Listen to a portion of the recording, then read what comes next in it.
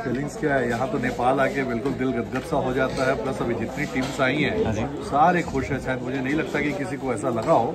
हर चीज में मतलब एंजॉय इतना इन्होंने किया है, भरपूर एंजॉयमेंट। मतलब वो अब ये है कि दोबारा आने के लिए वो अपने साथ में लगभग 5-5-6 लोग को लेके आएगा हर पर्सन। बहुत शानदार रहा।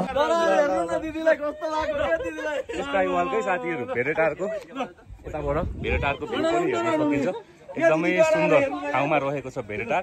यहाँ चाहिँ छिनछिनमा मौसम चेन्ज पनि हुने गर्छ क्या साथीहरू। भेरेटारमा चाहिँ अहिले हामी सबैभन्दा चाहिँ स्काई वाल्क यतापट्टि देखिहाल्नु भयो हजुरहरूले। त्यसको चाहिँ सबैभन्दा पुच्छर अन्तिममा आइसकेको छौँ है। हाम्रो ग्रुपै हुनुहुन्छ यहाँनिर। इस्टर्न टुरिज्म मार्ट 2025 को प्रोग्राम हुँदै गर्दाखेरि चाहिँ अहिले घुम्ने क्रममा 70 जनाको ग्रुप सहित ठ्याक्कसँगले भेरेटारको साथीहरू स्काई वाल्क टावरमा आइसकेको छौँ र चाहिँ थोरै हजुरहरूलाई उहाँले परिचय दिइहाल्नुहुन्छ जसको कारणले गर्दाखेरि चाहिँ सक्सेस भइरहेको छ यो प्रोग्राम। सर हजुरको थोरै परिचय दिइहाल्नु न सर। म पर्यटन बोर्डबाट आएको छु।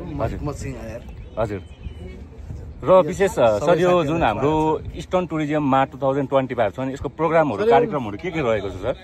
अब यो 3 दिनको कार्यक्रममा उद्घाटन गरियो हिजो। हजुर अस्ति हिजो आज र भोलिसम्म। हजुर आज बेलुकासम्म हजुर क्लोजिङ हुन्छ। हजुर अब यहाँदेखि चतरा बराहा क्षेत्र सबै घुमेर हजुर हजुर जम्बू ग्रुप छ होइन? लगभग आज हामीसँग कतिजना ग्रुप हुनुहुन्छ सर? 70+ को हजुर 70+ को हाराहारीमा चाहिँ हामी साथीहरू भेरेटारदेखि वाकिङ डिस्टेन्स लगभग 2 मिनटको मात्रै रहेको छ। स्काई वाल्क साथीहरू रमणीय रहेछ, एकदमै राम्रो ठाउँ है। ग्रुपै हुनुहुन्छ सबैजना यहाँनिर चाहिँ रमाइराख्नु भएको छ साथीहरू। सागुरी घरी घुमेर हेर्दा दरबार मार्यो नि मायाले मार्यो है। ल साथीहरू इन्टरटेन भइरहेको छ है। हजुरहरू पनि इन्टरटेन गरिराख्नु भएको होला।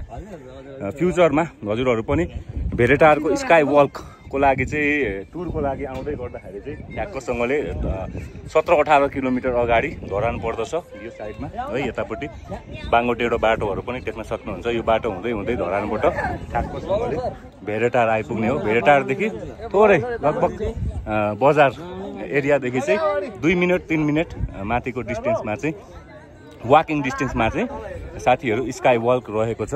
हाम्रो चाहिँ इस्टर्न टुरिज्म मार्ट 2025 सँग जोडिनु भएको। यतापट्टि फेरि हाम्रो सर हुनुहुन्छ, उहाँको पनि थोरै परिचय म मागिहाल्छु। सर थोरै परिचय गराइदिनु। मेरो नाम चाहिँ रामप्रसाद लामिछाने पीडित। मेरो घर चाहिँ चाँगुनारायण नगरपालिका भक्तपुर वडा नम्बर 7। म कार्यरत संस्था चाहिँ नेपाल पर्यटन बोर्ड। हजुर विगत 25 वर्षदेखि पर्यटन बोर्डमा कार्यरत छु। इस्ट टुरिज्म मार्टमा आएको हामी अस्तिदेखि हाम्रो यहाँको मुख्यमन्त्रीज्यूले उद्घाटन गरेपछि हिजो हाम्रो कार्यक्रम चाहिँ तपाईँको यो तिनजुरे भन्ने ठाउँमा थियो। तिनजुरे र धरानमा कार्यक्रम भयो। पिण्डेश्वर घुम्यो। अहिले हामी चाहिँ यहाँ भेरेटार आइरहेका छौँ। एकदम मनमोहक दृश्य हामीले अवलोकन गरिरहेका छौँ र यहाँको यो जुन हावा छ, जुन यो स्काई वाक छ, एकदमै राम्रो लाग्यो। खुसी लाग्यो। सबैजनालाई घुम्नलाई अनुरोध गर्दछु। हस्, धन्यवाद। धन्यवाद सरलाई। हामी चाहिँ साथीहरू भेरेटारमा स्काई फल र स्काई वाल्क गरिसकेपछि अहिले ठ्याक्कैसँगले श्राउन्ड हेर्न सक्नुहुन्छ। एकदमै राम्रो ठाउँ है। चतरादेखि थोरै तल बालिकामा आएर हाम्रो चाहिँ इस्टर्न टुरिज्म मार्ट 2025 मा आउनुभएको विदेशी पाहुना र साथीहरू स्वदेशबाट विभिन्न चाहिँ निकायबाट जोडिनु भएको साथीहरूको चाहिँ अहिले यहाँ हाम्रो चाहिँ डिनरको प्रोग्राम चलिरहेको छ। आज हाम्रो चाहिँ लास्ट डे हो साथीहरू है मार्टको। म थोरै यहाँ सरसँग चाहिँ सर आज लास्ट डे है ना? और आपने 3 दिन अभी नेपाल में स्पेंड किया, ठीक है ना? मतलब ईस्टर्न टूरिज्म मार्ट 2025 में। और आप क्या आपका थोड़ा फीलिंग शेयर करेंगे हम लोग के साथ? फीलिंग्स क्या है, यहाँ तो नेपाल आके बिल्कुल दिल गदगद सा हो जाता है। प्लस अभी जितनी टीम्स आई हैं सारे खुश है। शायद मुझे नहीं लगता कि किसी को ऐसा लगा हो। हर चीज में मतलब एंजॉय इतना इन्होंने किया है, भरपूर एंजॉयमेंट। मतलब वो अब ये है कि दोबारा आने के लिए वो अपने साथ में लगभग 5-5-6 लोग को लेके आएगा हर पर्सन। बहुत शानदार रहा। आज अंतिम दिवस है, फिर भी आज यहाँ बैठे हैं एक रिसोर्ट पे। बहुत प्यारा पूरा चारों ओर का पर्यावरण जो भी एरिया है बहुत प्यारा। खान पान सब बेहतर, मतलब मजा आ गया इस बार सबको।